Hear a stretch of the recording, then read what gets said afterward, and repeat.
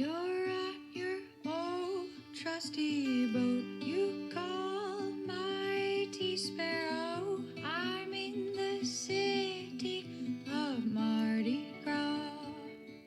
Welcome to the Sailing into Oblivion podcast, where we hear stories from everyday people who do extraordinary things. I'm your host, Jerome Rand. Hey, everybody. So, today I got to sit down with my cousin Nick and hash out a trip that we took many, many years ago in the early 2000s, a time when I was a whole lot younger and a little bit different adventurous, I guess you could say. But we took off, my brother, my cousin, and I, to New Zealand to just go see what happens. We had 3 backpacks and no idea what we were going to do. And so Nick and I sat down and just hashed it out. So we get into what it was like to just take off and do a backpacking adventure way back in the day. So hopefully you enjoy the stories, and I'll definitely have Nick on another time because he has pretty interesting stories himself. But today's all about New Zealand backpacking and getting yourself out of your comfort zone to go and see what the world can show you. Thanks for listening. New Zealand. New Zealand. So what year was it? When did we go to New Zealand? I think it was 2005? 2004, 2005, something like that. I think so. And we literally booked tickets just to go. And we were just planning on going to New Zealand and seeing what happened. Yeah, there was literally no plan. None at all. I remember. Do you remember in the airport and the problems with the visas that we didn't have? Oh yeah, we had not booked a trip back. We didn't have any return flights, so I knew that was one problem. They were like, you can't just go. And our flights were booked through Australia, right? And we needed a visa to go into Australia, even though we were only going to be there for a few hours, right? Yeah. But somehow the lady who was at the counter sorted it out for us. They were pretty cool. I think they were like, hey, you got to do this, go make those phone calls, and then come back because we are the boarding process is like going to start soon. So they were probably looking at us, these three, thinking, you morons have no idea. What are you doing? Yeah. In essence, though, that's a good theme for our adventure in New Zealand. I think it totally was. Thinking back on it, like, I remember when you told me that you and Adam were going to go, and you asked if that was something I would want to do with you guys. Yeah. And I think I was a sophomore in college.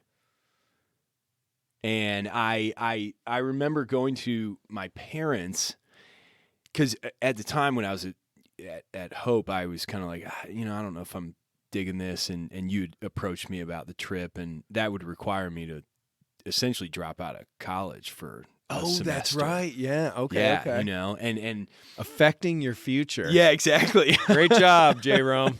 So I remember sitting my mom and dad down and being like, so, Jerome and Adam are going to New Zealand, and they asked me to go with them, and I think it's a great idea. And at this point in my life. Yeah. So I have to drop out of college for that, and we have no plan. There's literally, I don't know when I'd come home. I know when we leave, and then I don't know what I do when I come home. So are you cool with that? And I already booked tickets. Right. FYI, non-refundable. We're leaving in 3 months. Oh my gosh. Yeah. Well, and that's, I guess, so just for the listeners to sort of set things up. Yeah. So we're all in our mid-20s, Yeah. early to mid to late 20s. Myself, my younger brother Adam, who's been on the show, and then my cousin Nick, who is sitting with me right here, all decided we were just going to go to New Zealand and do backpacking and hiking and adventuring and just see what happened. We were at that point in our lives where we wanted to just go out and live and do it. And oh my gosh, 2000 2005, we just took off. And yeah, I mean, I for me, it was. I just remember thinking how cool it was that just from the beginning, you guys even asked me to go because. Oh, nice! I'm honored. Seriously. I mean, I was thrilled because that was something I'd never done anything like this, let alone really any type of. I mean, we used to camp and stuff like that, but not like when you were like, "Hey, we're gonna go backpacking, other side of the world." Yeah, yeah. Let's see how this goes. Yeah, and we don't really have a plan. We're not really sure. We're just gonna grab some maps. We're gonna just, we might get a van or something like. There just wasn't a plan. No, there definitely wasn't. But that's part of the fun, though. At that age, yep. To just sort of throw caution to the wind, yeah, and just give it a shot. I mean, we basically all showed up at the airport with one big backpack each. Yeah, ready to just sort of see how the next 6 months went. I remember I brought my kiteboarding gear. Oh my gosh, that's right. That bag was massive. That bag was massive. Oh my god. We got a session or two in, so I don't necessarily regret it, but that certainly was that on 90 Mile Beach. Yeah, 90 Mile Beach. I think we did 90 Mile, and then there was some beach up on the North Island that was all the black sand. And I went out for a small session there, by myself, and then. I think that was it. And that was about it, yeah. Well, we're also not exactly doing any no rescue boats, no one around. Yeah, no one. Something around. goes wrong. I didn't really think about that. That was one of the things that I do remember because going at that time. It wasn't pre Lord of the Rings, but it wasn't. It wasn't like New Zealand had not blown up the way it did. No. In the mid 2010 era, where all of a sudden everybody needed to go there. Yeah. I mean, we got there a little bit early because the first time I was there was 2002. That's right. I was in Australia doing the yachting stuff, and I went there for 1 month just to get a little teaser and see what it was like, which is why I think I was so amped up to go again and then go with you guys. Yeah, I think that was the thing. You were so excited to get back there, and you were just like, "This place is it's unreal. It's untouched. We've got to go. Off the chain, Adam's man. coming with me. You should come. It's going to be awesome. No plans. Let's just do it. Pack a. I borrowed. I didn't have a backpack for that. I had no idea I was like, what do I bring? Do I need luggage? Yeah. Should I bring a trunk? No, I literally think I asked you that. I was like, so exactly how do I pack for this? And I remember reaching out to my buddy Matt, who from M22. Oh yeah. And because he had done trips to Patagonia, Argentina, and stuff like that. Oh, okay. So you knew, yeah. Yeah, and I think that was. I think I reached out to him to borrow his pack, and then I think I ended up getting one from my uncle who makes them or something like that. But that I had no clue. Oh yeah, and he gave me a tent to use. Yeah, I didn't have any of that gear. Well, and that was sort of our. I believe that was the whole idea was to go to New Zealand and do as much camping and not only there's that whole idea of going to a different country and backpacking where essentially you've got all your stuff in your backpack but you're in cities and you're immersing yourself into a culture. But we wanted to go to New Zealand and actually hit the woods and the mountains and explore as much as we possibly could. So we were kitted out. I mean, I remember we had tents, we had cooking stuff. It was basically essentially a crazy international camping trip. Water filtration pumps, the whole thing. I actually, FYI, the tent that I bought there, which was super sick, it was like a mountaineering tent. Yeah. Only died and started leaking and fell apart 2 years ago. So it lasted literally 15, 20 years. I still have all the gear. You still have all of it? Have you ever used it at all? I've used it when I don't know if we want to tell people there's a secret spot on Oh, on Old Walloon. Yeah. Yeah. No, we'll keep that a secret. But It's a lovely place. No, I literally still have, I think, some of the things from the pack in the small, like, zip compartments from that trip. Like it. Oh my gosh, that's so crazy. But mine was like a Nat Geo demo tent. Yeah, that I that's got. right. Yeah. Okay, yeah. like a little- And I do remember it getting fully tested down in Invercargill. That wind. Yeah, that wind. It was crazy. Well, I don't want to get Too ahead. Yeah, I don't want to just jump ahead in the sort of storyline here, but so I guess it's pretty easy to understand that yes, 3 young gents headed off into this big wide world. We're in the airport in LA, and instantly the person at the counter is asking for visas that we do not have. And somehow we get that sorted, and then we get onto the flight from LA to Sydney, Australia, 14 hours in coach, and it was rough. That's a long flight, 14 hours, and we were cramped. We were in the middle of the plane. Yeah, I mean, I think the only thing we had going for us was they had the flip up TV screen so we could watch movies. Yep. And because it was an international flight, alcohol was free. You had unlimited, unlimited to a point of them being like, "Hey, you've had 6 of these. You've had 6 now. Time. Sven has a great. No one else on this plane has had this much to drink."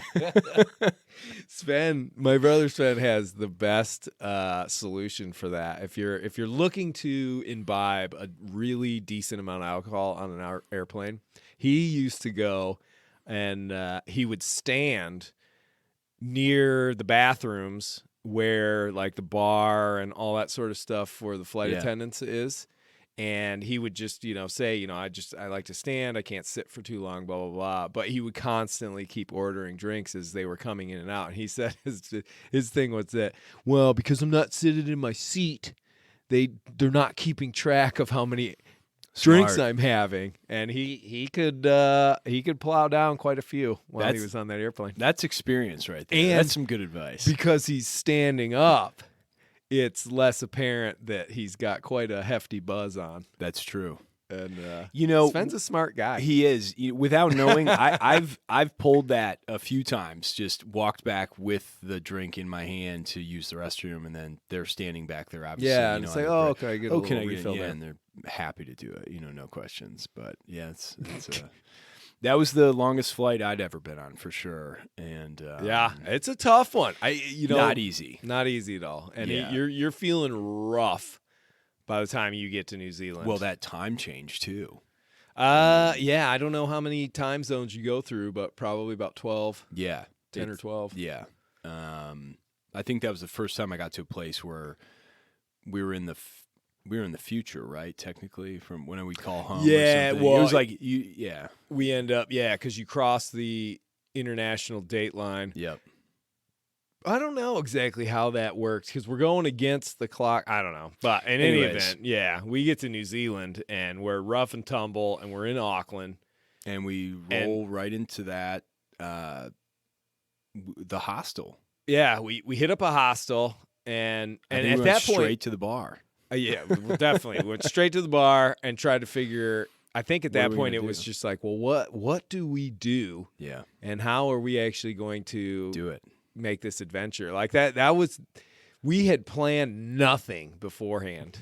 I think that was sort of the essence of the whole thing, and that's what's there's not many times I think maybe there are in life, it depends on I guess how you're living life, but where you can do something like that where you can say, hey, I'm just gonna go and I'm gonna go to this country, I'm gonna do this thing, and I literally don't have a clue as to what I'm going to get myself into. Right. And that's okay. I'm okay doing that. The thought of doing that now, it terrifies me. Exactly. That's what's wild about it is, I've planned some trips recently, to some different countries that literally aren't, an entire ocean length away. Yeah. And I'm going, well, I don't have have an exact plan. I don't know exactly how I'm going to get to this location. Yeah. Or am I going to get a taxi? Am I going to get an Uber? Like, I got to figure this out. And I'm like freaking out. We had no idea. And honestly, this is a great reminder, because all I have to think about is like, well, hey, what you went there and you didn't even know when you landed what was going to happen. Yeah. And everything was fine. So, Everything was fine. That's the thing, you take that sort of leap, and that's something I always have to sort of remember, even when I'm out sailing and stuff like that. You could sit there and worry and dissect Everything. a million different things about any sort of plan that you have, but in the end, as long as you just pull the trigger and go for it, you're going to deal with whatever comes your way, and you're probably going to do a pretty good job of it. Yep.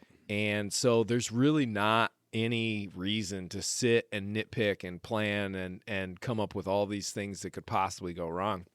I mean, it's like this paradox you fall into. It totally is. I mean, yeah, I agree with you. Nice. All right, so we are at we're in the Auckland. airport. We're in Auckland. They have that sick America's Cup boat out right in front of the airport. I can't remember which America's Cup it was from, but it was the one where they won it. And we're just looking at this new world that we're in. It's bright, it's sunny. We are worried about the UV rays, because back then the hole in the ozone was pretty much directly above New Zealand and Australia. Yeah. Now somehow it's like healed itself, but as far as I know on YouTube. And yeah, we hit up a hostel and we start drinking, and then we met some buddies. Remember those guys? Briefly. I mean, all I remember is us. I think we were in Auckland for like 3 days, and I trying think to figure out if we were going to buy a vehicle. buy a van or rent a van, Right. or do something like that. And I think one of my favorite memories was you had picked up that, or I don't know if it was a bartender or somebody told us that somewhere close they were doing an auction. Right, of right. vehicles. Or you knew about that. And we went there and we looked at the green machine. You remember that? Yeah. Yeah. We should have bought that one. And then we saw this white van, and thought, okay, well, let's take this thing for a test drive. But and Do you all right, remember the test drive? Thinking back on that, I remember him not wanting to let us drive it on the actual like freeway or highway, Right. where we would have to go above, say, 30 miles an hour. Mhm. And not seeing that as a giant red flag waving in front of my face.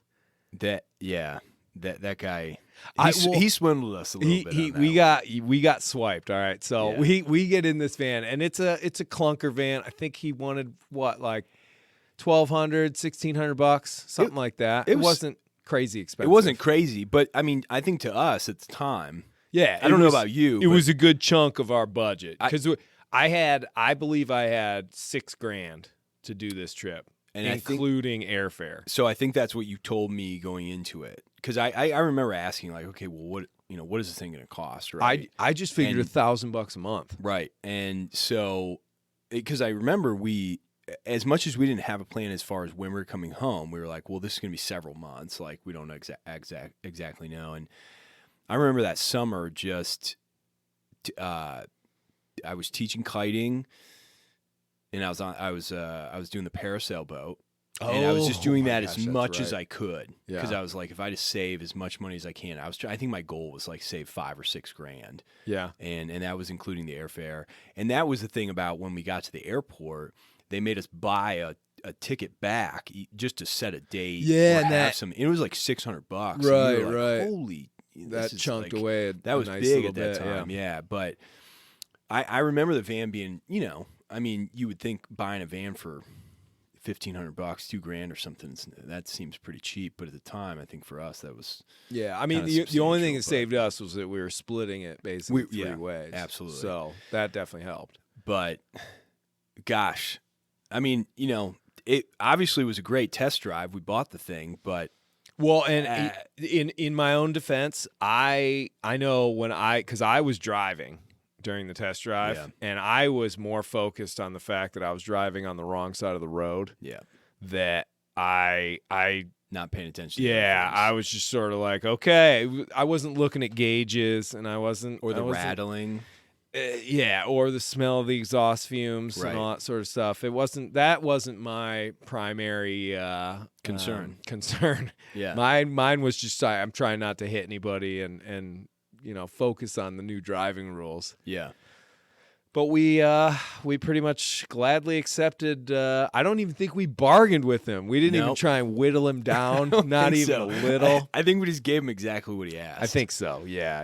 And And definitely it's probably not the first time they've had some foreigners come in. And, yeah.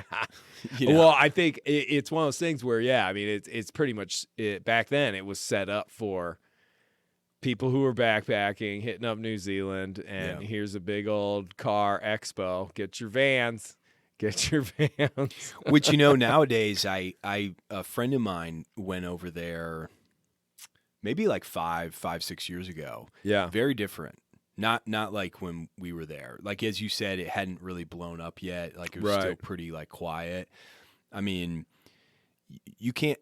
I mean, I think you can probably just grab a map and drive around, but there's like tolls now. You have to have like a cell phone on you to like get through some of these places. Oh, I don't doubt it. You know, you're It's not the as Wild far as like West. buying a van and just like traveling around, like that doesn't. You rent something that's all built out for expeditions and camping and like Right. yeah, it's Well, as soon as I think in a lot of ways, as soon as a market is established and there's money to be made, it's gonna change. it's going to change. Yeah. People are going to try and not necessarily take advantage of it, but just they see an opportunity, and it's sort of like, well, if we got all these people coming in here and they're all trying to backpack and they're essentially doing the same thing and they want to drive around, let's. It's like the progression of it. It just Right. And hey, you know what? To be honest, if we would have gone over there and instead of buying a van, we would have done one of the rentals of an actual quality vehicle, it wouldn't have been the same. It wouldn't have been the same. We would not have been stranded and had some of the great adventures that we were able to have. We wouldn't have had to hitchhike. I mean, much at all. There are things that I learned on that trip based life lessons based on just for the fact that we bought that van that I will never forget, dude. And I think that going back to you talking about like part of life and just jumping into it and the experience and not always having a plan, like that is part of all of that, is taking those risks and just I don't know, it's having the confidence that, or not even really having the confidence at the time, but just taking the risk. Just taking it. Yeah, well, because again, I mean, it goes right back to you can either sit there and worry about what might happen, or you can sort of just do it. Put an ounce of faith in the fact that personally that you can handle quite a lot of stuff. I mean, I feel like if we lit this house on fire, like one of the rooms, you'd be able to sort it out. Not that I'm going to do that. Right. I mean, it's kind of a weird example. Yeah. I will say, but it's just one of those things where, I might sit here and worry like, oh, geez, I don't want to leave that lava lamp on because something could happen. Catch the house on fire, blah, blah, blah. Well, you know what? I'm going to leave that lava lamp on because if I start a fire, I'm pretty sure I can handle that. Yeah. That's the mentality you have when you're in your 20s. Yeah, you definitely have a little bit more like... That's where I'm going with that. Well, again, it's the same thing as part of the trip. We'll just figure it out. Yeah, we got the tickets. We're going. We'll figure it out. It'll be fine. Right. But yeah, I mean, so we got the van. And then I think we went back to that hostel, and then we bought I think it was just that like flip map, right?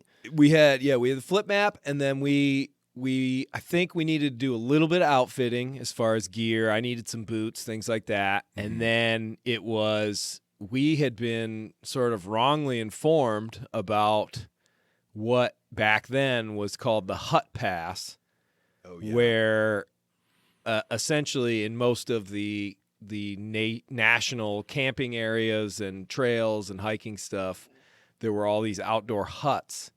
and we had to go to whatever governing body it was to purchase these hut passes, which I don't think we ever used, not once. I don't think we ever had to show it. No, definitely not. No. So we basically spent, I don't know, $100, $200 on these passes for these outdoor huts that we never even saw the inside of once, because every place that we ended up camping, like Abel Tasman or Stewart Island and all that, it was all its own separate entity and all that. But regardless, so we gear up in Auckland. We have a little bit of fun. I did almost get murdered in Auckland by some crystal meth guys. Do you remember that? So we were in the bar, and these guys, I went outside to smoke a cigarette back in the day, and met two random people, and they had offered to smoke a joint with me.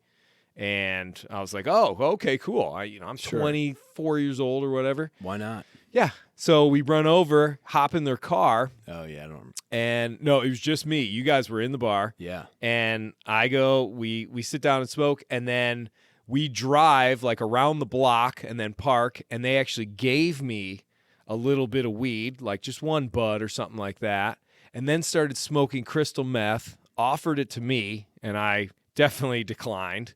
And then they were like, well, hey, our buddy's going to come and pick you up, and he'll drive you back. And I started freaking out because I was like, I feel like I'm being set up. Like now I have marijuana on me. I'm in a foreign country. I don't know what their laws are. And I remember taking what they gave me and stuffing it in between the seat and the backrest in the back of the car. And then their buddy came, picked me up, and drove me right back to the bar. And I was like, oh, I had some for us, and it would have been great. And now I don't have anything, but that was really a strange it was one of the strangest interactions, and the whole thing only took like 30 minutes. But it was so odd, and I'm pretty sure fun. crystal meth must have had something to do with that. I would assume. Their marketing strategy for trying to get me to also enjoy the crystal meth was that I would be up all night. The fact that you that I mean, you know, I will it's, never forget that. Oh God! The fact that you got in a car, having just landed, obviously in Auckland, Yeah, in the Oh first my 24 God. hours with some random strangers, just random. and then drive somewhere, and then yes, somebody's going to pick me up. It's a testament to I think the time, and also to probably the age and our mentality of. I mean, I'm just like, dude, yeah, we're all good. I was in Guatemala once, and I met some people, and very randomly, very short, and ended up getting in a car to just go out to like a bar with them. Yeah, And no clue. I mean, no clue where I was. Didn't speak the language, and I think at some point in that evening, went, God, what exactly am I doing right now? Right. And like, how am I getting back? Because I have no clue how to get back. like, I don't even know where I am. I literally have no clue. But sure enough, it's all good. Well, and that's one of those things. I mean, I've always felt that 99% of people are nice, genuine, good people. Yeah. And that's definitely who you're going to interact with almost all the time. But every once in a while, you're definitely going to walk into a situation where Got to keep your head on it. Yeah, and somebody that you think is just a genuine stranger is actually somebody who is looking for easy targets to sort of take advantage of. Yeah. Rare. And, normally if you're not out strolling around at 2 a.m. or something like that, you're really not going to encounter people like that. But, it's something you do have to sort of keep an eye on. Speaking of that, I think the people of New Zealand, they were awesome. Unbelievable. I mean, unbelievably. I think, and that's a great point, because I think part of my naivete at that particular juncture where I hopped in this car with these guys. Yeah. I think that was just the fact that the last time I had been there, I had never met people as a whole New Zealanders as a whole that were just so inviting and wonderful, Yeah, and they were awesome. just made me feel so welcome. Yep. That I was sort of like, dude, you go to this place, New Zealand, and everybody's awesome. Yeah, they accept you. They're Yeah. nice to you. They'll give you advice. They'll point you in the right direction. They'll help you out. I mean, They'll God, offer you crystal meth. I mean, they'll offer you crystal meth, and you. If that's not a slogan to Yeah. get people to bump up the tourist industry in New Zealand, It's free. You don't have to give us anything. and to be fair, those guys, even though I wasn't, They're doing crystal meth. even though they were doing crystal meth and stuff, they were super nice. Yeah. We had a lot of good laughs for about 25, 30 minutes, and then we were off. But anyway, Anyways. we're on this tangent here. Anyway, but that's part of it. That's part of the adventure. So we hit the road. We pack up our sweet new van. We got plans. I remember thinking about how we were going to decorate inside of the van. And this is just a standard. It's not an American van. It was a The license plate is right there on the wall. WB5037, Betsy the Bullet. Betsy the Bullet. And I do have a drawing and a list of every malfunction, and actually in my journal I have a tally of how much it costs us.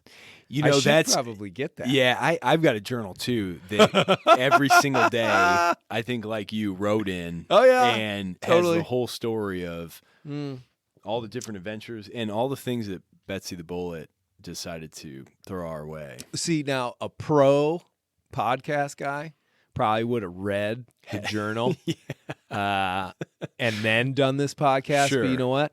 I think it's more genuine that you and I get to sit down And relive those and moments. just sort of try and relive and remember some of the actual highlights instead of, I feel like if I would have read this, and this is actually like a decent question, because when I do a lot of interviews and stuff like that with people, I try not to actually do a whole lot of like research on them or anything like that, and try not to come up with bullet points. And maybe I'll have a couple of questions that I might want to ask. Sure. And I've always wondered, I don't know if that actually makes a better interview or not.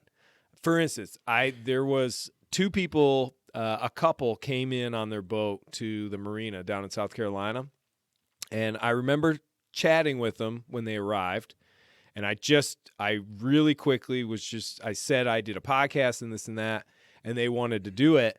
And I said, okay, well, let's do it tomorrow and we'll talk then. And I cut them off because I figured it might be kind of interesting to do like a podcast where it's two people or three people getting to know each other for the first time, rather than me get to know them and then come up with some sort of theme for the podcast. Yeah. I figured I wanted to do the actual getting to know somebody on the podcast. How'd it go? Just for better content, I guess. It went good, man. It was that was the first time I ever had Pax, and Amy was there, his wife, and I've had both of them on sort of a few times. Cool. Yeah. I don't know. It's one of those things. Maybe it depends on who you're having.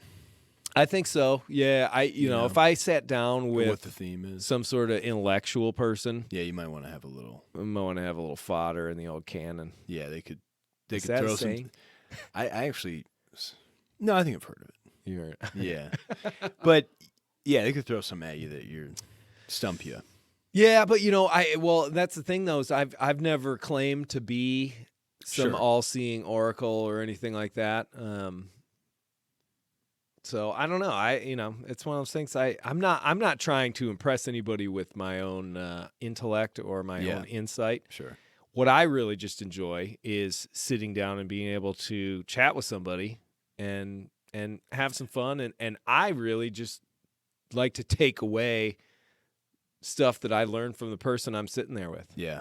I mean, just hashing out a little bit of this New Zealand trip is ridiculous. It's brought up so many memories already that I have not thought of in over a decade. Yeah, a long time. I mean, it's been what we were just talking about this like 2005. Yeah, so It's been like 16 years, Yeah. 17 years, yeah, something it's like a long that. time.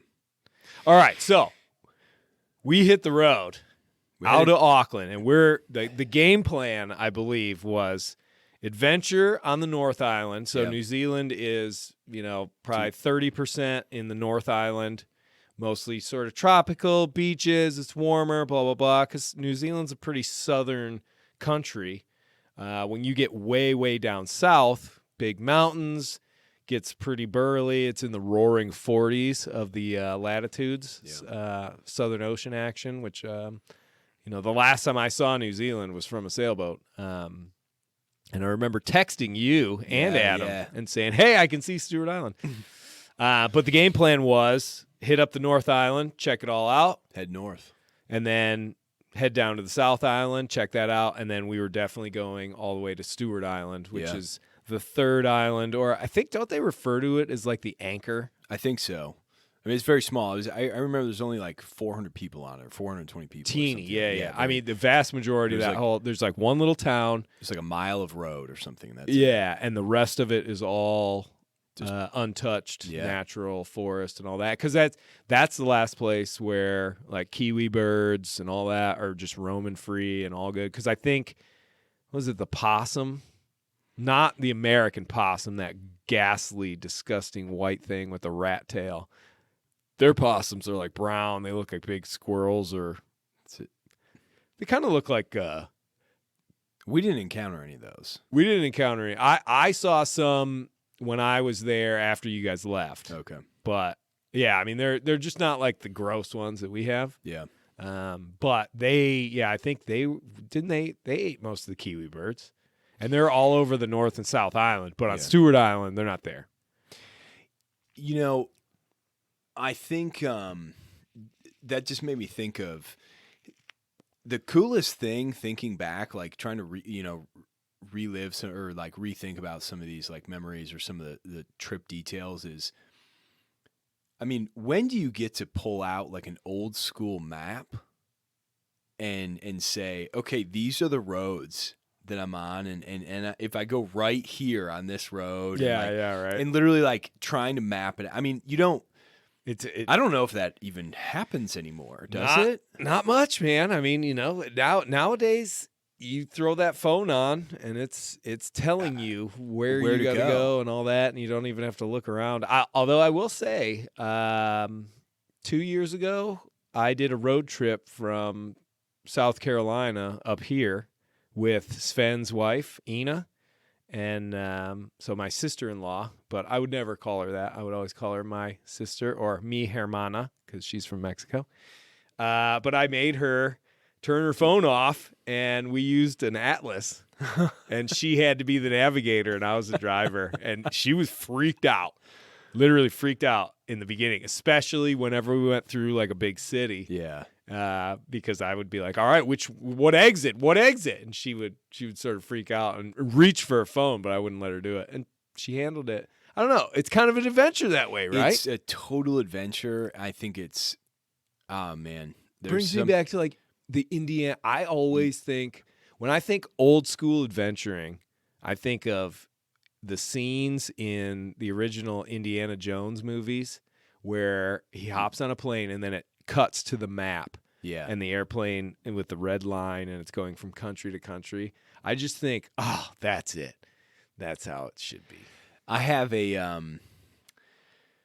I don't know why I haven't done this. I have yet to frame this thing, but I have a large map. I think my family got it for me as a gift when I got home, and I still had the map that we used to get around New Zealand. And so I took a highlighter and you hit up all where we went, the whole thing, and it's this, I don't know, 24 by like 48 tall. It's a big, map of New Zealand with the road, all the roads, and the goal was to frame that and be able to see the actual route that we took.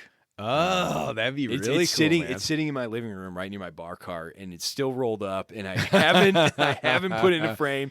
And maybe because of this, right, I will actually get this thing done. That sounds like a really good like Saturday project. Totally, where you sort of sit around, maybe you make some margaritas, a little guacamole. Yeah, and then you just plug away, make a little frame. I think That's what I like to do on Saturdays. But the cool thing about that is like it's a reminder of, I mean, separating from the distractions and the technology and the ease of something, and going back to, I don't know, just the old school way of like, hey, we're heading this way and we're gonna figure it out. And obviously we had a map, but yeah, I mean, I don't know. There's something so exciting about that. It has something to do with like just the analog version Absolutely. compared to.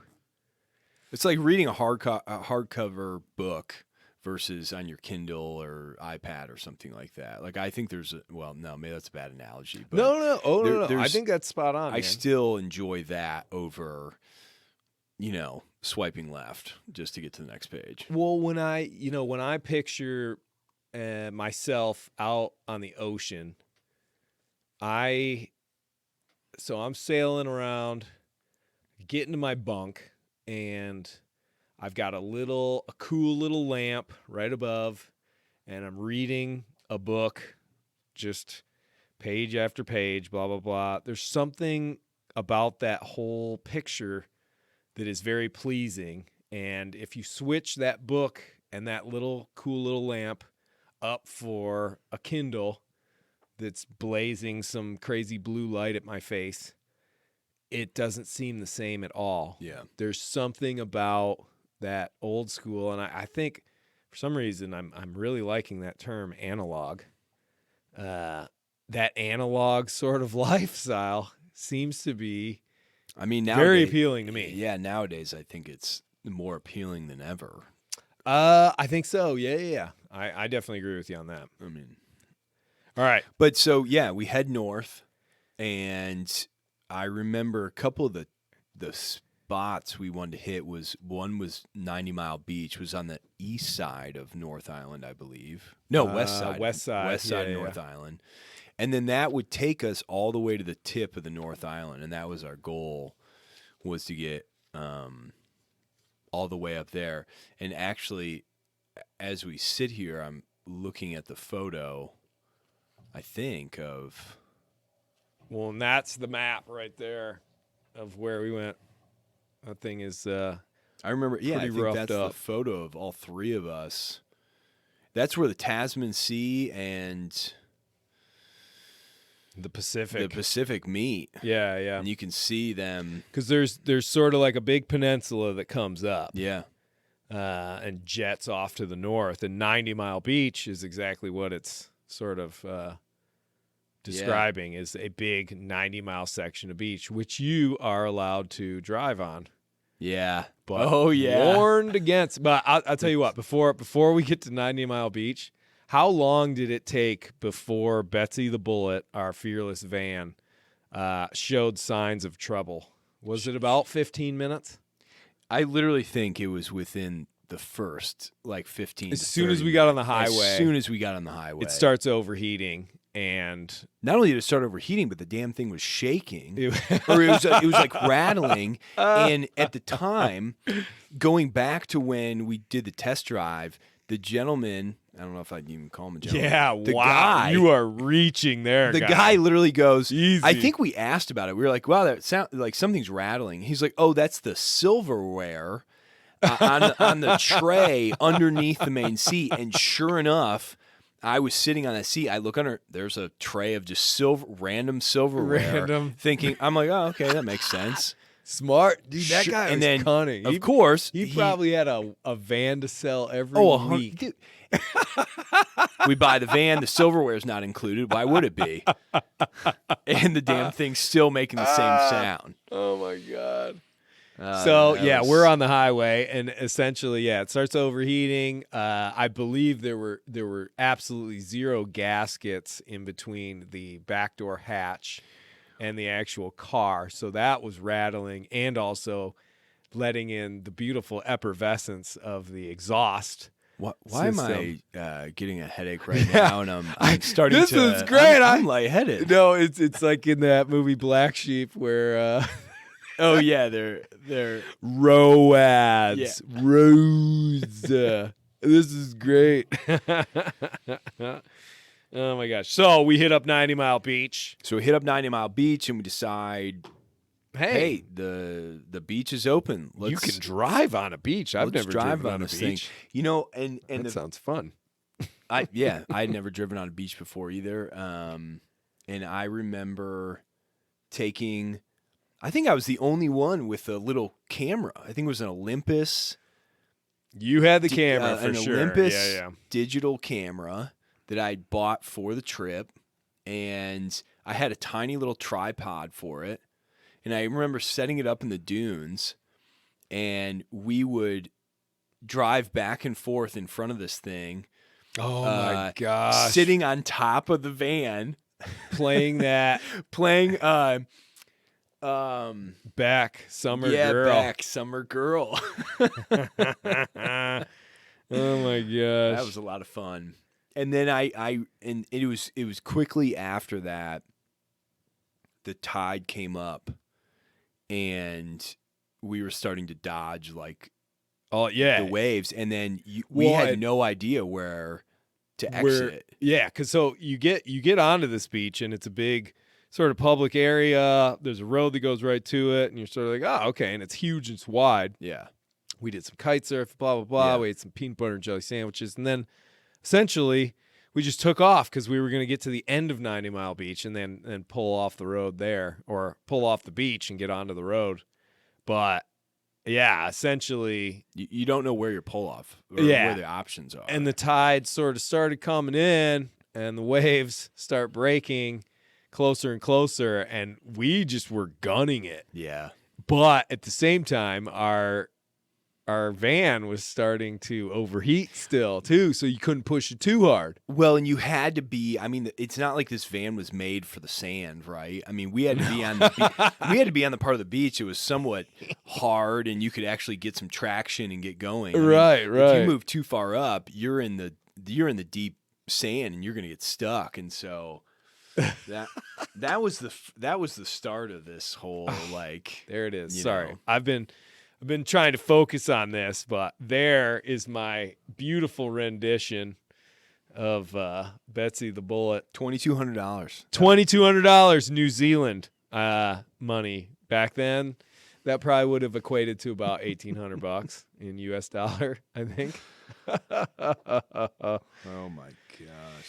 Well, and yeah, so we're raging, trying to get and find an exit from this beach. And all I remember in my head was seeing pictures and video clips of people, tourists, that their vans got taken by the sea, and the embarrassment and how much money it costs to get the freaking vans towed out of the sea and all that stuff.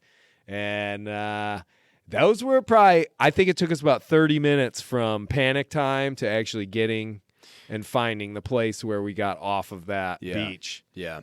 Oh my God. That was stressful. But you know what? We made it. We made it. We handled it. Yep. We hit that shit. We rolled hard. Life lesson right there. Life lesson. You know what? I think that's the motto that, at least for me, like I remember going to this trip and definitely not knowing, I'd never done anything like this. And I think, too, I was at a place in my life where I didn't really know what I wanted to do, Yeah. Crossroads. I was kind of. I mean, college was fine and stuff like that, but I wasn't feeling totally dialed in with where I was and things like that. And I think that this trip certainly put me in scenarios and situations that I'd never been in before without any type of plan. And it really showed me that, you can make it through that stuff, and with, without a whole lot of experience with some of these things. Like if you just, you focus on it, and you're in the moment, you're present. Like, I don't know, that was the cool thing I think about the trip was, right away, especially with the van and things like that. Like we were put in scenarios where we were not prepared for what we were getting into. Yeah, very naive. And we still We handled it. We handled it. You just handled it. No, for sure. Yeah.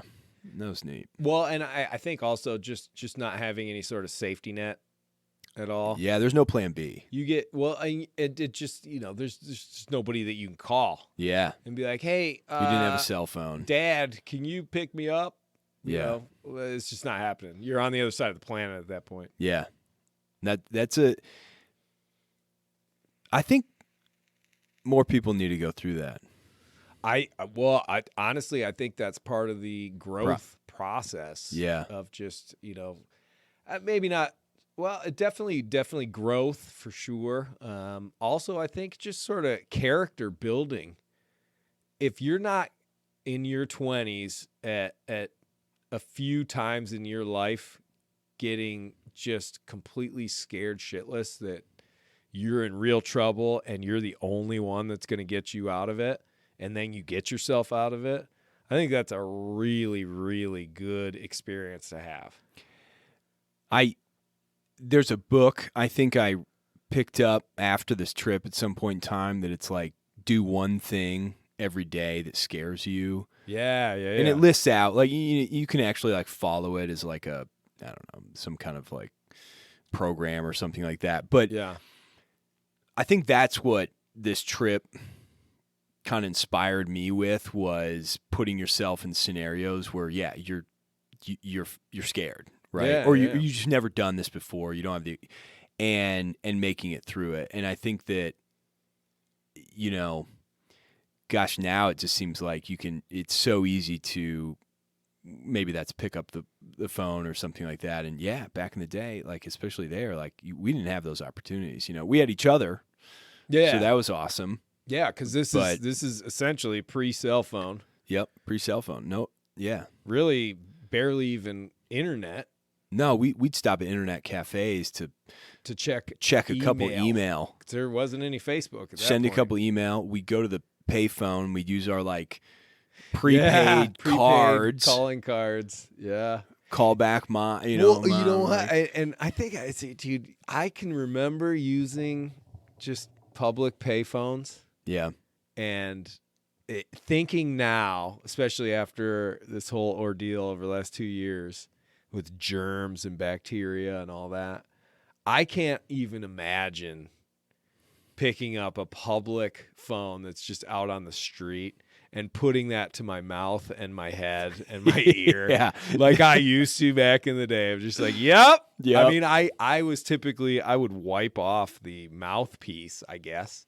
No, I don't even think I thought of that. Yeah, back then, heck no, dude. Bring the bacteria on. It's good. Maybe for that's you. why our immune systems are so strong. Yeah, I still, to this day, I think some of the streams we drank out of, I think helped me build a stronger immune system and like stomach just to handle certain, I don't know, foods or absolutely. things Yeah, like yeah. that. Like I honestly think that, like, It's that old adage: if it doesn't kill you, it makes you stronger. yeah, Right. But I guess to keep sort of our storyline going a Sure. bit, we go up to the North Island, and I mean New Zealand. How would you describe what driving through New Zealand is like? Well, I mean, the North Island's beautiful, like you said. It's Gorgeous. It's sunny. There's beaches. There's definitely some tropical spots and things like that. I think the South Island, when we got there, that was 100%. Every single spot we went to was like postcard material, and so is the North. But you don't want to blink because you'll miss it. Oh, yeah. That's, I remember being in the van and constantly thinking to myself, I don't know if I want to read my book right now, even though we're going to be driving for 5 hours, because if I do, I might miss seeing, whatever. Just the landscape in general was just unreal. I thought I've never been to a place like that. It just seemed to me that it was almost as if you took something like the United States and things like the Rocky Mountains, the Yeah. Grand Canyon, the Great Plains, and then the Appalachians, and then the coasts and the redwoods and everything, and you shrunk it down into something the One size zone. of California, and drive through it. Yeah, it was literally like I don't know. It was like going through all these little micro ecosystem. Yeah, exactly. I mean, and definitely. I mean, when you go down to that South Island, you've literally entered the Lord of the Rings backdrop. I mean, rugged mountains, the Remarkables, which is sort of their big mountain range, and Fox Glacier. I mean, you're either in subtropical rainforest one minute, and then there's a volcano the next minute, and then there's a glacier the next minute, and then you're on a beach. Or there's a desert. Or there's, You know, I mean, it was unreal. I just remember just being in awe pretty much the entire time of what that place looked like. Yeah, it was awe-inspiring. Mm-hmm. I mean, you know, it definitely, I don't know, there was a lot of rain. I can remember a few times of sleeping in the old tent completely soaked. Especially on the South Island and stuff. We were down there during the summer, the southern summer, because we left here in September, I think. Sometime around September, October, yeah. Yeah, I think we left in September. We were planning on being there for a couple months, and I think North Island. We only stayed in the North Island for. We weren't there that long. Yeah, like maybe a couple weeks or something. Just based on we were kind of moving pretty quick through that. Yeah, we never really stayed 90 mile all the way up to the tip, and then we cruised down the east side. But I don't think we followed the total east coast, like because there were some. No, we did little crosshatches. Yeah, back and we forth. crosshatched, and then I think we came back to Auckland, and then that's when we decided, okay, we're going south, right? Yeah, and we went to a place where it's called Lake Taupo, and and then went to Rotorua, where they have all the Maori or Maori, whichever way you want to say it, all the cultural stuff, and that was really cool. Yeah, that was really neat. That's where we got a lot of those. I think that's where we got some of those like jade necklaces and all that stuff. Yeah. The koru. That was one of those necklaces. There's like the double wave kind of thing. Yeah, the circular ones. They used to make those out of ivory, like whale bone and stuff like that, back, which they don't anymore, I think. But that was one of the things, though, because we didn't have any sort of connections down there previously. That was one thing where it would have been kind of cool to, I think, be able to get in and hang out with some actual local, real, old school, native New Zealanders. Yeah. Which I don't think that we never really ran into too many. We just on that one hiking trip, I think that was maybe Abel Tasman, where those people brought us up to their house and we had dinner. Oh no, that was down Stewart Island. Oh, that was Stewart Island. Yeah. We got hooked up on that one. That was for sure. Oh man, getting ahead of myself there, but sorry. I mean, either way, I think once we hit the South Island, I mean, I remember we got on that ferry. It's like a 3-hour ferry between the islands. Yeah.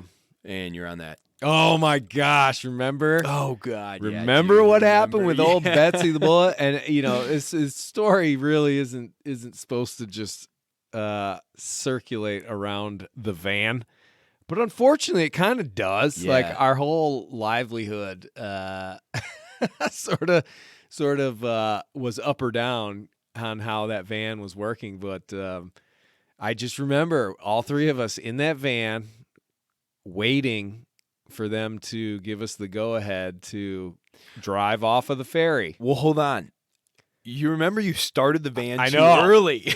Well, I just wasn't sure if it was going to actually start. So by this point, a month or whatever into this trip, the van is overheating a lot. We had replaced the radiator fan or the whole radiator. Let's see here. Okay. Yeah, I mean, this is a while ago, so it's hard to kind of remember some of the dates, but All right, radiator fan, which cost us $147. We replaced that. And then we replaced the entire radiator for $900. And we also had a problem with it, the starter or whatever. Every once in a while, we just couldn't get it started. So I was nervous. We're sitting there. We're right in the front of the line. And we were in the front of the line. Everybody else with their fine, fancy vehicles are behind us.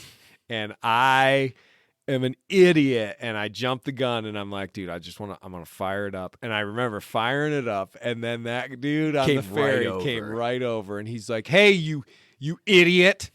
What are you trying to do? Kill us all? Turn that thing off. And I was like, okay. So I turned it off. I think you were like, sir, this thing doesn't always start. Like I'm a little. He's like, I don't care. We're not at port. Turn it off. We got yelled at. And then as soon as and he, you know what?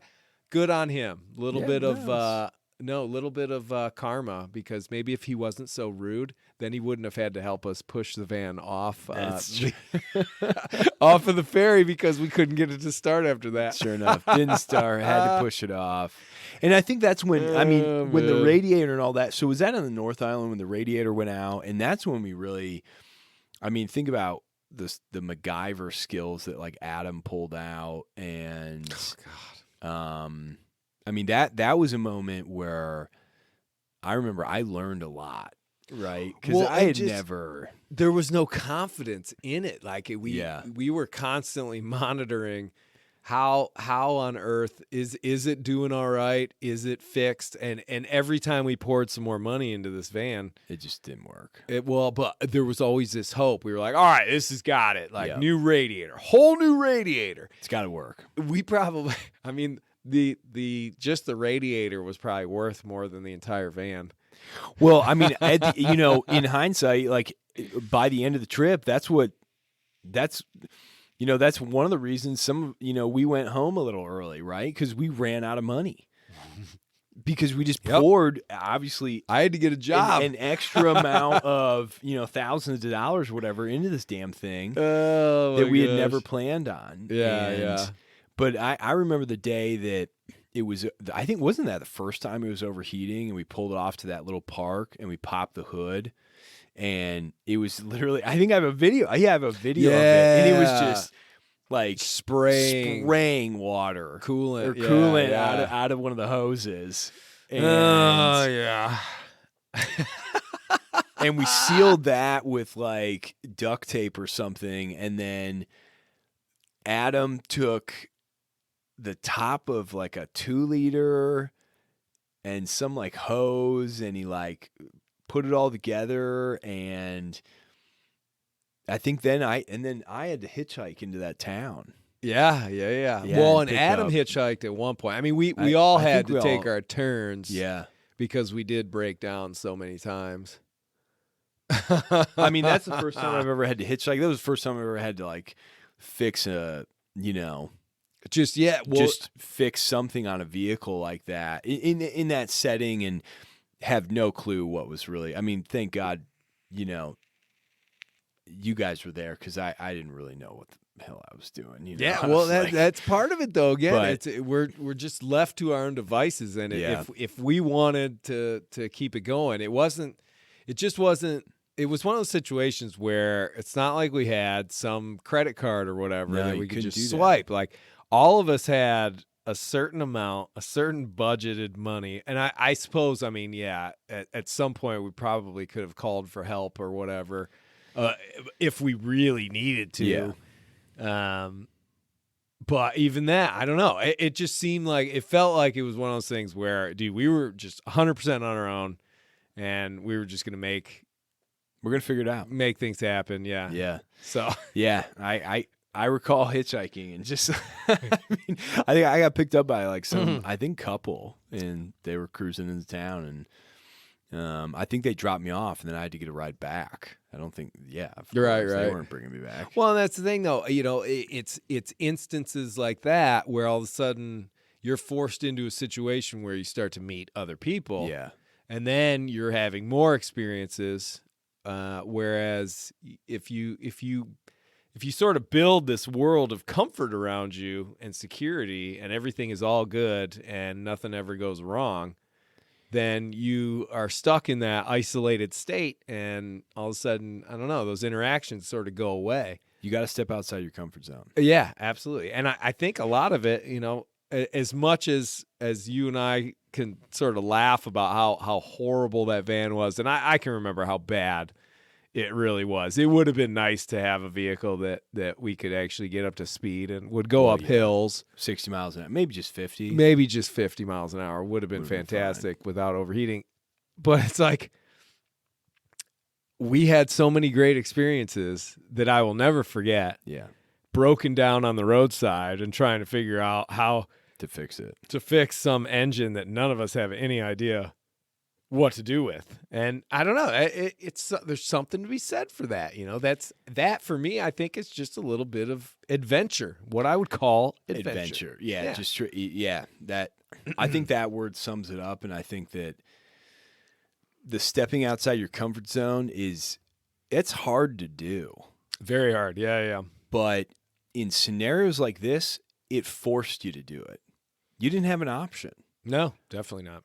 I mean, when you're in that scenario, when we're off on the side of the road, there's no one around, you have to get to town, you pull that map out, and you're like, well, I'm pretty sure on the map there's a road, or there's a town. There's a town X 4 amount of kilometers that way. Who's hitchhiking today, and good luck. Hopefully we'll see you soon. Right? Like, no cell phones. Not like, hopefully you will come back with the right parts and we will fix this thing. I remember Adam having to hitchhike, one of the last ones, just to go get more coolant or antifreeze or something like that. And we weren't sure exactly what we needed to get. And he just went for it. And that was his first time hitchhiking. Because I had hitchhiked a few times before. I think you were the one who was like, it's fine, guys. You just go on the side of the road, throw your thumb up. Okay. Someone at some point in time will pick you up. Just make sure you get to where you need. They're going to the right spot. Encouragement. You were definitely the voice of reason in that scenario. Oh my God, such a bad influence. I was the young, right? You and Adam. You were the youngest. Yeah, so I was the youngest, and I'm sitting there going, holy shit, like, I got a hitchhike right now? Like, I'm in a... Isn't that dangerous? Yeah, like, I'm pretty sure my mom told me once not to do this. But, I think those are those moments in time where you really, once you get through them and you get through that breaking out of your comfort zone, you're doing something that scares you, and then at the end of it, you can look back and go, oh, wow. That was profound for me. Like those are growth moments that in the moment you don't know is actually happening because you're probably scared, you're a bit uncomfortable. But gosh, especially afterwards, you have this euphoric moment of like, whoa, I did that, and I accomplished it, and I feel really great. And then even now, 16 years later, looking back, you can really. I don't know. It's those are neat moments to, I think, have in life. Well, and I think there's a lot to be said about the person that you are today, right now. You wouldn't be the exact same without those experiences 16 years ago. Yeah. In a broken down van in New Zealand. Yep. Like you said, as a growth experience, those are huge things. When you. It's not the way you want it to be, but you're dealing with that situation. Yeah. And it sort of is a way, I think, for everybody to be able to not only sort of test their abilities to sort of deal with situations, but just to see, and I don't know, it's kind of hard to explain, but it really is. It's like an eye opener of like, oh my gosh, dude, I actually dealt with that. So whatever little problem or anything that I'm going through right now that I might be super worried about, well, you know what? I remember when I was on 90 Mile Beach and we were trying to outrun the tide and we thought the car was going to get sucked into the ocean, and we handled that because we just kept our heads cool. So I don't know. I think you can draw off of sort of those old experiences throughout the entire rest of your life, as long as you sort of can, keep that sort of stuff in mind. Yeah, it's the perspective of it, in those moments in that moment, right? We thought 90 mile. I thought hitchhiking was like the craziest thing. I was, like, what the hell am I doing, right? And then you run into issues now in everyday life, and I mean sometimes those can throw a halt in your plans, or they can make you kind of go, oh God, I don't know if I can handle this. But if you can recall some of those experiences you've been through, and hopefully you have, then you should be, hopefully you have got something to, look back on and be able to get through that kind of stuff and go, hey, geez, we outran the tide and we found a spot to get off the beach. God, I hitchhiked into this, foreign country, and I had no idea what I was doing, but it worked out. It worked out. But those are cool moments. And they shape the person that you are. I remember when I came back, when family or like friends would ask me how that trip was, or even, gosh, I'm going to be honest, even years later, you meet new people and you're talking about your experiences, life and things like that. And you say, oh, I went to New Zealand for 3 months and just backpack, traveled around. And, people would be, well, how was that? It changed my life. Yeah. I mean, it did. Like, it had such a profound effect of the experiences I went through and the things that I handled or grew, or the experiences I had with you guys. I mean, I will always go, that was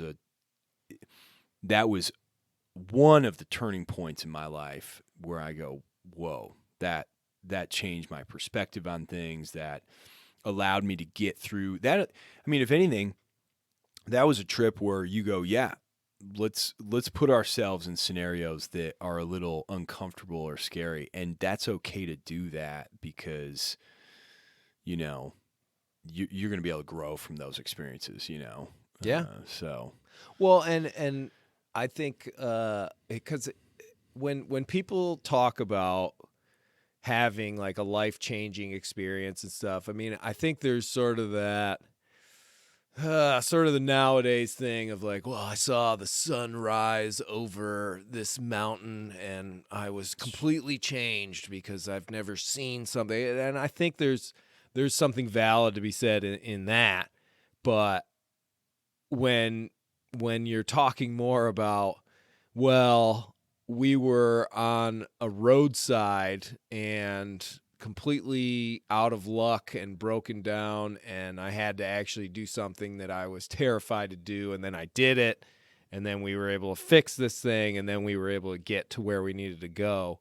That's like a real life-changing experience. Yeah, that sense of accomplishment. Yes. That's something where, okay, you learn something. Yeah, exactly. And you've grown again, I mean, we keep going back to that, but you've grown as a person. Like, all of a sudden you have this new little thing that that you're capable of dealing with. I mean, I can remember even just when I started like driving, one of my biggest fears always was, breaking down or having a tire pop or something like that, and just being like, well, I'm stuck on the side of the road. What am I going to do? Dude, after New Zealand, I've never worried about that. Not a day in my life. Yeah, I honestly, I don't think I have either. At least from a vehicle standpoint and travel. Like, yeah, right. I'm just like, yeah, we'll figure it out. Like, and nowadays it's a lot easier. Well, yeah. I mean, now you've got a phone and you can just call somebody and they'll come and help you. But hell, your vehicle has like a button on it you touch and it. Oh, I know, right? I'm sorry, like, so I blew a tire out and it's raining. So if I could get somebody to come, just come and help real quick? We'll get this taken care of. Well, and I guess because the adventures is sort of so vast. Obviously, we can't get into every aspect, but. Sure. I do think that talking about Stewart Island is definitely worth it, because that place that tested the limits. Yeah, so we're in, and I guess we should start at Invercargill because it's definitely worth mentioning. Okay, so that movie, The World's Fastest Indian, I kind of wish I had the director and blah blah blah, but whatever. It's the motorcycle movie about the speed record. Came out at the exact same time that we were in Invercargill, where the character is from. Yeah. And we watched that movie in the movie theater in Invercargill, New Zealand. I mean, that was I don't know if there's ever been a bigger coincidence for anything in my entire life. But we're in Invercargill, and it's just this sort of old. It seemed like it was one of those towns that used to be booming because of some industry, and then the industry stopped. But we were in essentially a giant. Cow field. It was a cow field / old racetrack or something. Yeah, / like we've turned it into you can kind of camp here. You can kind of camp here for $5 a night. Yeah. There's a couple of picnic tables out back, and there's a spot. There's where a bathroom. There's a bathroom and an old TV in here. And the first night it was fine, but I believe it was the next day that all of a sudden it was blowing about 45-mile-an-hour winds. Yeah. And that was when all the tents got really tested. They held up just fine, but wasn't yours initially like pointed in the wrong direction? Yeah, and it was like bent in half. Like I think I remember being in it, and like 2 of the tent stays were just totally folded. Like, it was bad. Yeah. Luckily, they didn't fold. They were just like curved. You know, like it held. It held its own against that wind, but I remember taking video of that thing and just being like, "Oh my gosh!" Yeah, it was like, "Oh man, that was." And it was just raining. It was pretty miserable. There were cows. We'd wake up to like the cows mooing and like. Well, and it's cold because, dude, that far south in New Zealand, you're down at around 46 degrees south latitude. Yeah. So you're pretty. You're way down there. You're further south than we are north here in northern Michigan. And this was so we're trying to get to Stewart Island to do like a full. That was going to be the biggest backpacking, camping, like out in the woods we trip. Had done Able Tasman, which was what, 5 days, 7 days? Yeah, I think we were out there for a week. That was a beast. Able Tasman is tough. Holy smokes! If you're ever in New Zealand, check out Able Tasman. Dude, Able Tasman will blow you away. Yeah, that place was unreal. If you like camping and you want to see forests and mountains and hills and beaches and coves, woods, oh my God!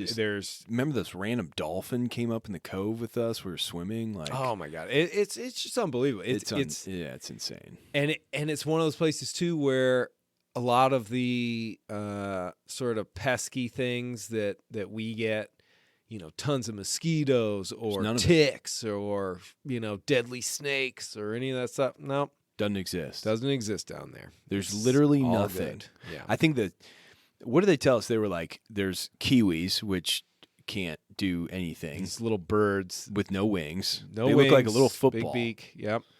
They'll follow you around. They follow, yeah. If you get you know, if you don't like paparazzi. And they'll hide on you, though.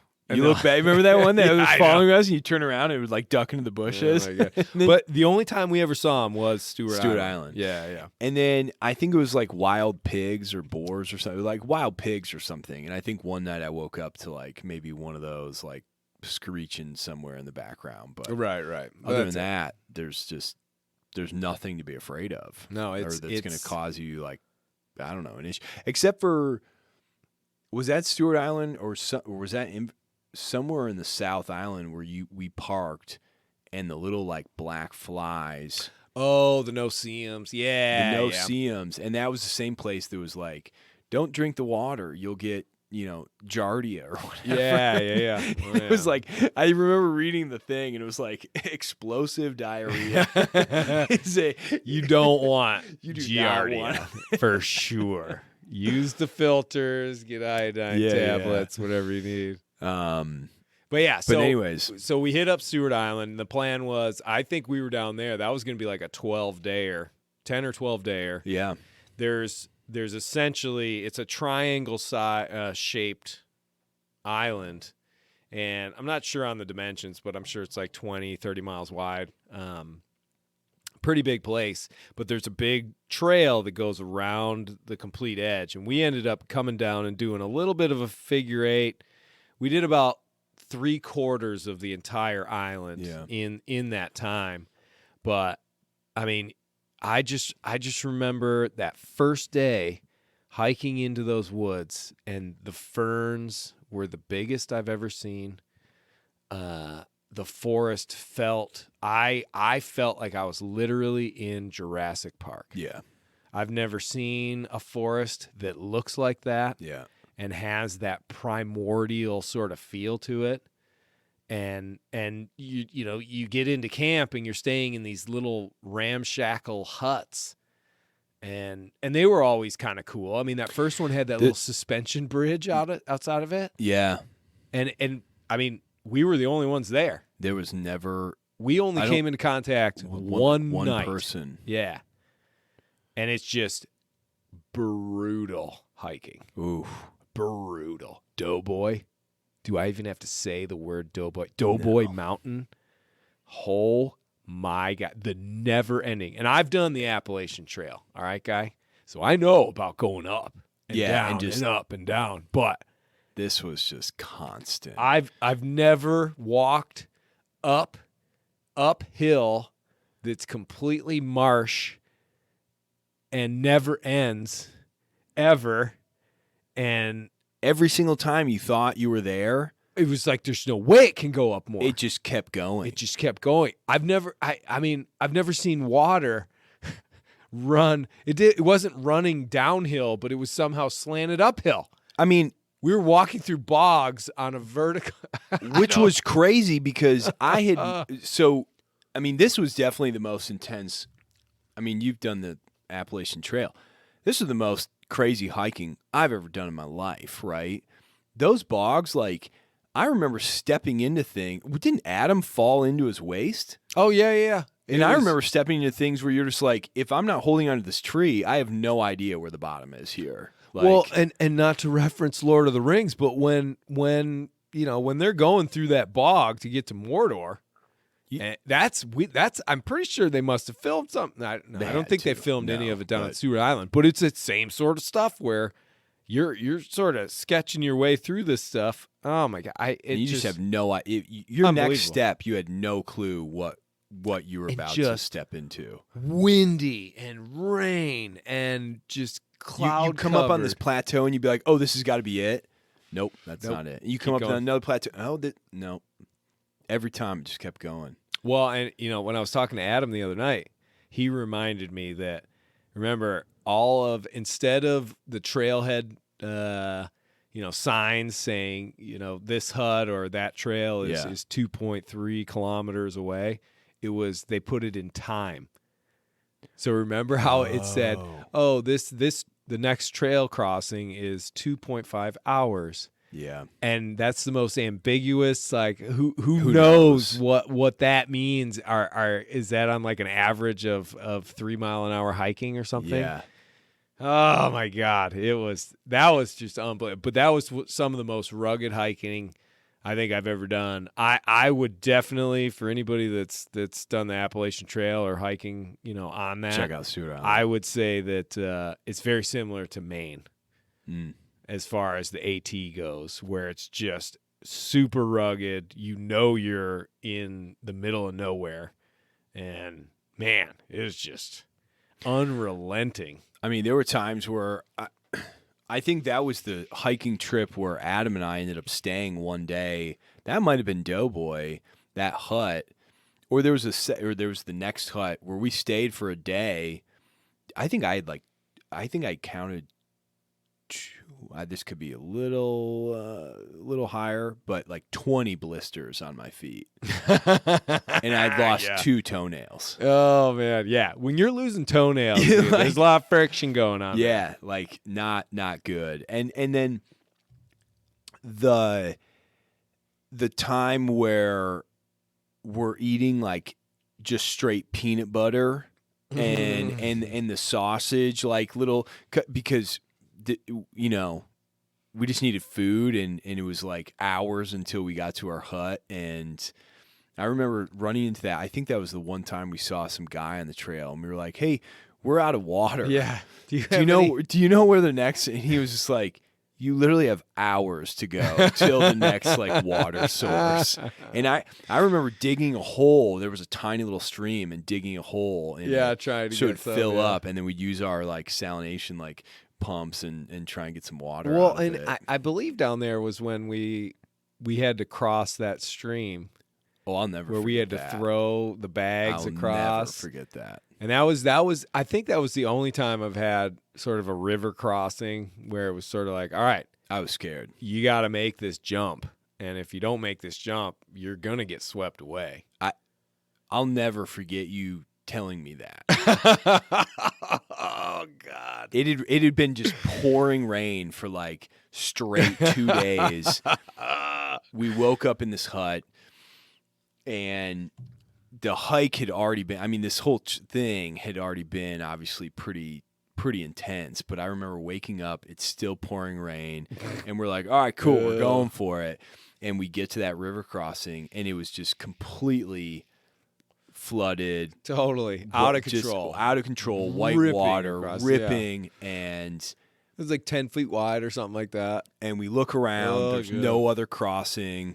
This literally, you'd have to go all the way to the beach, basically. You'd have to go all the way down to the island. I remember, I think, looking at the map, because we were like, there's no other way to go here. Yeah. And I 100% remember you looking at me and going, okay, hey, so we're going to take our packs off.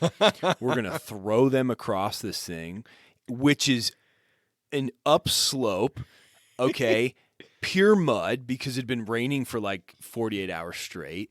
Yeah. We're going to throw these, and then we're going to jump across this thing. We're going to try and jump. There is a rock in the middle that we might be able to use, but do not fall, because if you fall, you're not going to be able to stop yourself. And this thing is going to sweep you all the way out to the ocean. I guarantee it. I think I remember I was looking I at was some terrified. sticks. Like, I think we might be able to pole vault Yeah. over this thing. Yeah. Not being able to find anything strong enough. No, Oh, God. dude, we made it though. We made it. We are still alive Yeah. today.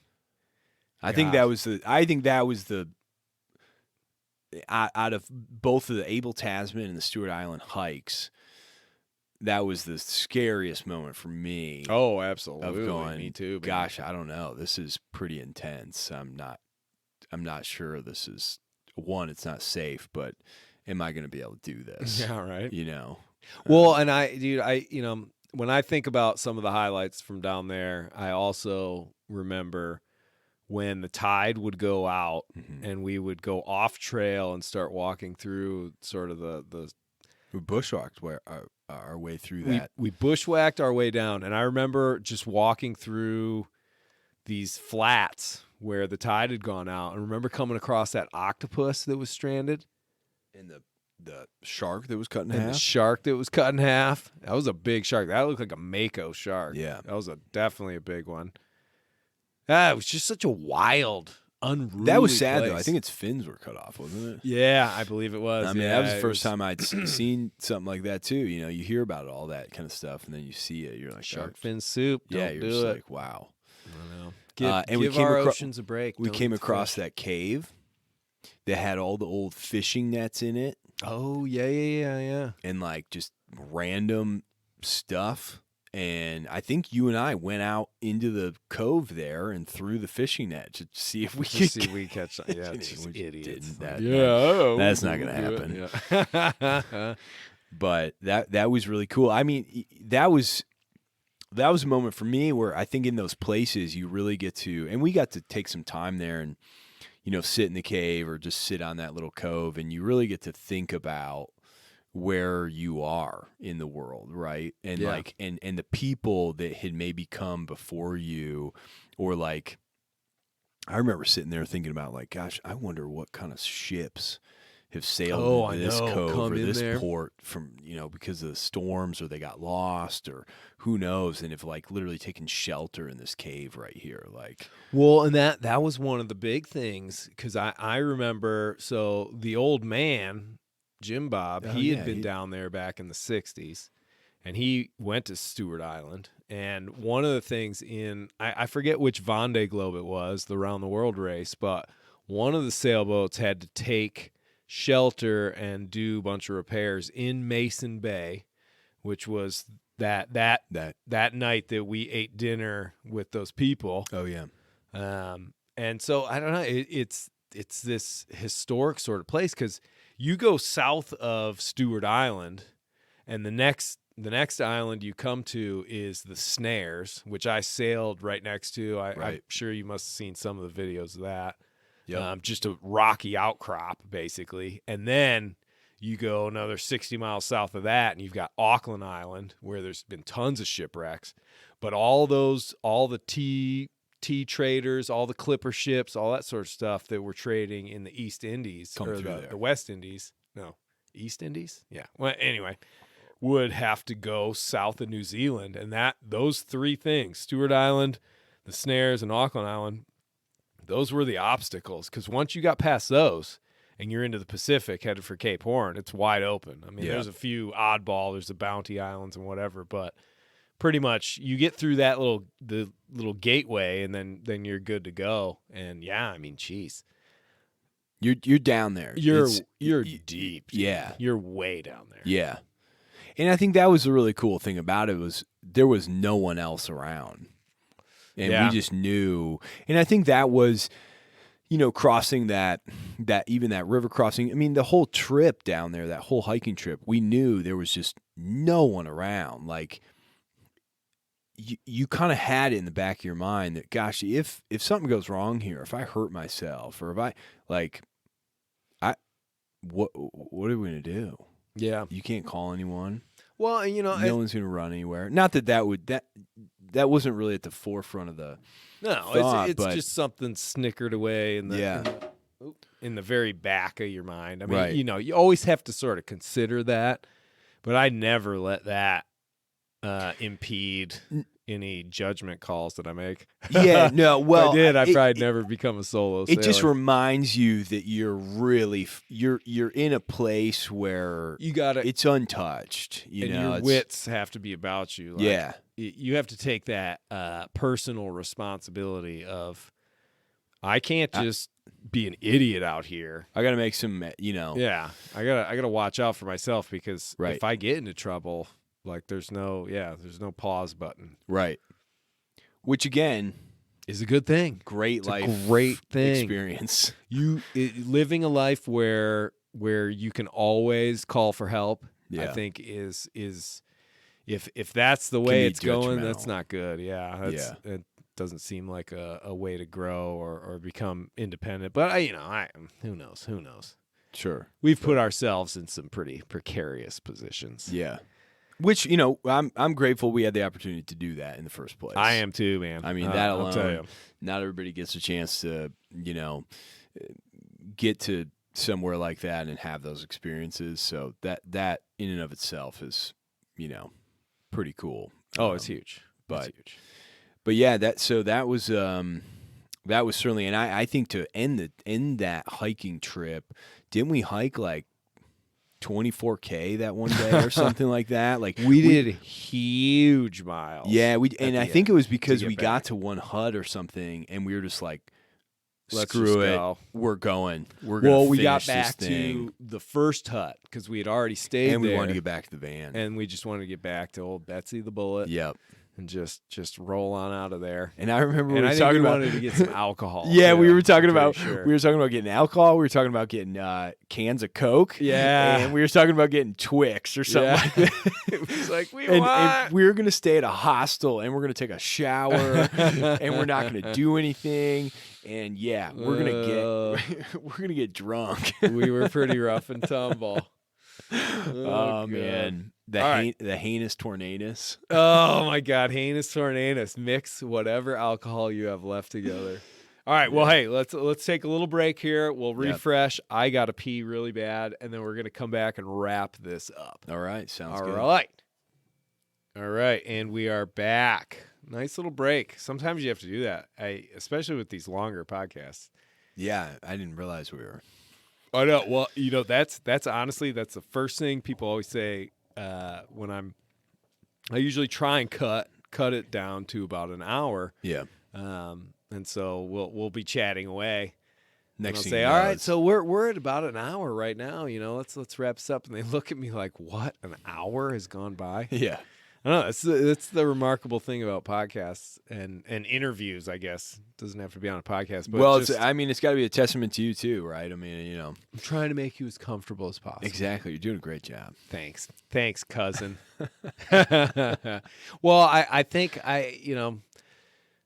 obviously we're gonna have to have you back on this show because there's a lot of stuff that I would love to talk to you about. One in particular, I would love to hear about any horror stories that you have from your parasail days, Oh yeah. because I know parasailing is terrifying. I had a very lovely girlfriend, Captain Kimchi, down in the BVI, and she ran The parasail. parasail stuff I think in Hawaii. She did it for a long time and all that stuff, and down in the, oh my God, some of the stories I heard, Yeah, unbelievable. I didn't get into too many crazy things, but there were definitely a few moments where you're kind of going, uh-oh. Yeah, This isn't good. it's just having people's lives, sort of in your hands. Oh, and, totally.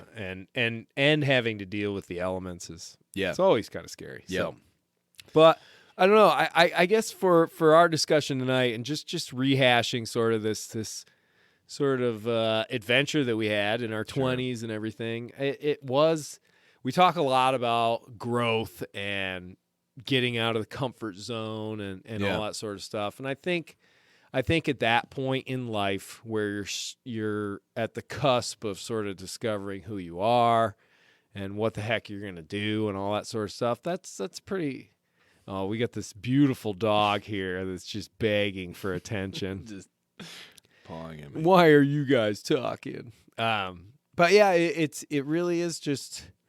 I think it's one of those things, like we've said, is that you have to go through that, Yeah. and it's really best done in that time frame, right around in your early 20s, where you have to almost set yourself up for this challenge, this unknown. It's not just a direct like, oh, I'm going to go run a marathon, and so I'm going to train and I'm going to do the marathon. No. This is like you're going to just put yourself into a completely different environment, and luckily ours was pretty enjoyable. Absolutely. To go and backpack around New Zealand and stuff, but it came with a heck of a lot of challenges. Yep. And yeah, I mean, in the end, all three of us definitely had to grow from it. I mean, at the very end, and I was just reading this in the journal, we ended up selling that van that we bought for $2,200 for $84 and 2 cases of beer. Yeah. That's what we traded it to some guy who owned a campground near Lake Taupo. Yeah. That was what we got for that van. That's how over that van we were. But By the end, totally worth it. totally worth it. The Yeah. transmission, shot. Starter, shot. Not fixed.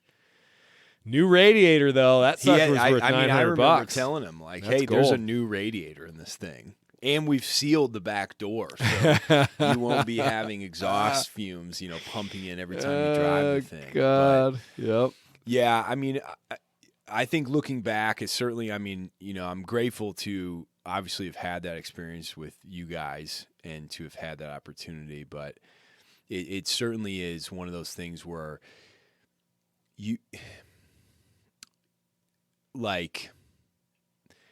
sometimes you can't question it, right?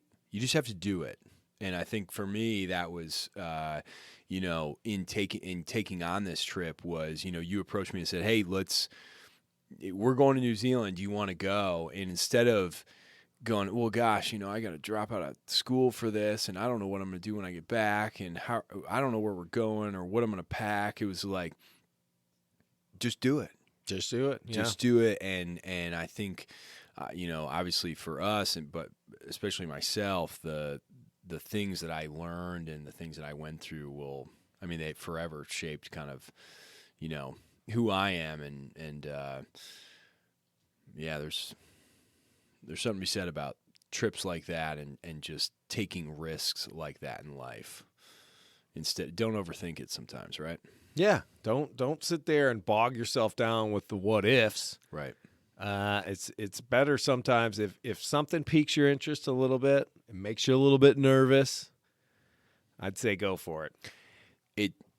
See what happens. Going back to that book, do one thing a day that scares you. Now, yeah, one thing a day. I mean, you can kind of get into your routine, and that can be tough. But I think, gosh, if bringing this story up and reliving it and talking about it, if anything, it's going to do for me is remind me, hey, step outside your comfort zone a little bit more, because there is so much opportunity. There's so many cool experiences just outside that comfort zone. And for the most part, you're going to make it through it. Oh, heck you're going to be good. Yeah. Well, and that's the thing. Yeah. Believe in yourself and, just get out there, because it's those new experiences that I think the idea of growing as a person is something where you think, oh, okay, yeah, I read another book or I learn this and I'm growing and da-da-da. No, I think really when it comes down to it, if you want to be growing as a person, you need to be, like you said, completely taken out of that comfort zone. You're in a new element and you're doing something completely different that you never thought you would ever be doing. Yeah. And that's what actually all of a sudden you're like, oh, okay, I can handle that. Mm-hmm. And this is what I did. And now I am a different person. So, yeah, I don't know. It's pretty remarkable, man. I can't tell you how fun this has been just to be able to sort of sit here and rehash some of that adventure. Because, I often think about it. And I mean, the last time I really thought about it was on the trip around the world when I passed Stewart Island, and I texted you guys. I was like, oh, I can see it. Oh my gosh, can't believe it. But to be able to sit down and converse about it and sort of share some stories and all that is definitely really cool. So I really appreciate you sitting down and taking some time. Yeah, it's awesome, man. And for sure, fun. we're definitely gonna have to sit down and do another podcast and get to know you a little bit more. Sure. Because you're one hell of an interesting young fella. That'd be fun. All right, cuz. Well, thank you for coming on. And yeah, dude, till next time, brother. Absolutely. Well, I appreciate it. This has been great. Absolutely, man. Okay. Sweet.